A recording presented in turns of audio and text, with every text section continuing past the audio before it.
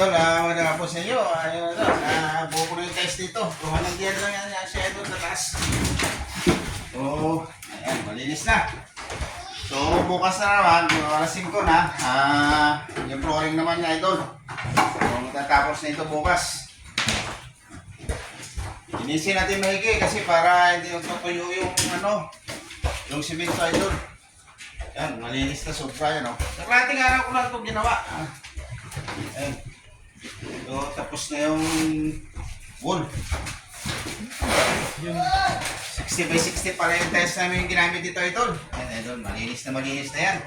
Para masisihan naman yung may-ari. So, magandang hapon nga pala sa inyo lahat. Yan, shoutout. Maraming salamat sa mga suportan yung mga idol natin dyan. Kung saan man kayo,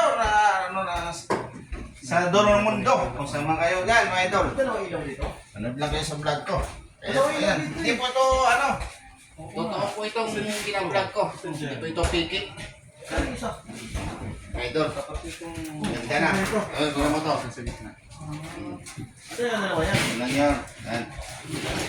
Linis na yan idol para bukas. Ang sarap gumawa pag malinis. Ito yan idol ha. Shoutout sa iyo dyan. Ay, sana tuloy-tuloy ang suporta nyo sa akin mga idol at wala mong paisa na ito magsawa. Tuloy-tuloy lang tayo sa mga ginagawa natin na ito, sa mga pinaplug natin. Tuloy-tuloy tayo idol. Huwag tayo magsawa. Sige, taas mo, mahuhulog na.